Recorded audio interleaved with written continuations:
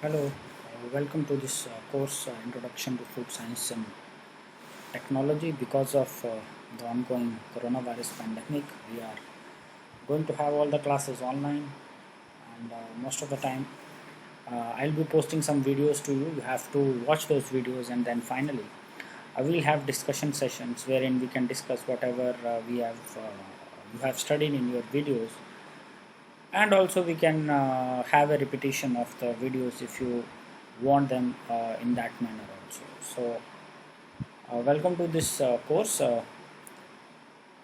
This course actually will is an elective course, and you're supposed to, this course is a 3 credits course without any lab component, and I hope you might have some a little bit knowledge about what food science and technology is all about. I'll be just giving you an overview in this video about what we are supposed to learn and what is going to happen in this semester. So let's begin with the introductory session of this course, food science and technology. So if you see the course booklet that is available with you, then you have the objectives of the course. The course actually intends to introduce you to the basic principles of food science, what food science is all about, then basic constitutions of a food, the different food materials which you take in your day-to-day life, what is their basic constitution, what is their nutritional value. We are going to discuss that in detail. Then the effect of microbes on the food. How do microbes affect the food? Microbes can affect the food both in a negative and a positive manner. We'll discuss that in detail. Then you should also be learning about the knowledge of techniques, the techniques that are used in food processing and preservation. What are the different techniques that are used in food preservation and processing?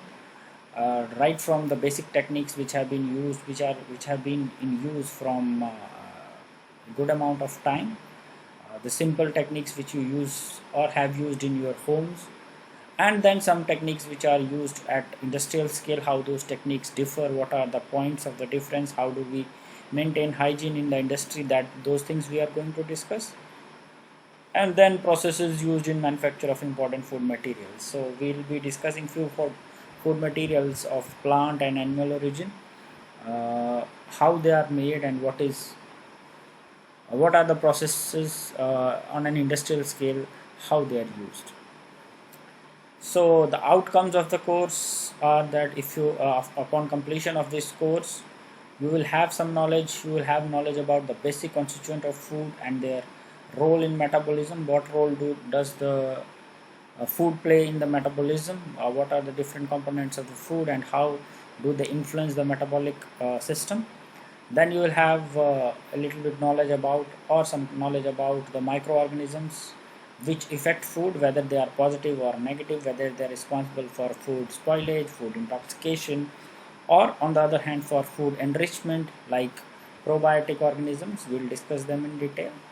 Then you will have understanding about food preservation and processing, what are the different methods that are used in food preservation and processing, how is food preserved for a longer duration of time, how the food is processed, what are the principles that are used in that. Then some commercially important foods, maybe some foods from animal origin, like some meats and sausages, and some foods from plant origin, like you have juices, kimchi. We'll discuss what kimchi is, wine, all those things we are going to discuss. Then know the nutritive value of the foods. What is the nutritive value of different foods? Importance of fermented foods. What are the important fermented foods that we take in our day-to-day life, and what is their importance? Then preservation methods. What are the different types of laws that govern the food production? How food production is governed by certain system of laws. It's not that everybody can start a food industry without getting any licensing, and thus challenging the human health. The consumers are at a risk if that is not properly certified and properly checked. That has also to be taken into consideration. And then you should also know about food spoilage, processing of foods, and additives in the foods. What are their roles and how they are used in the food materials.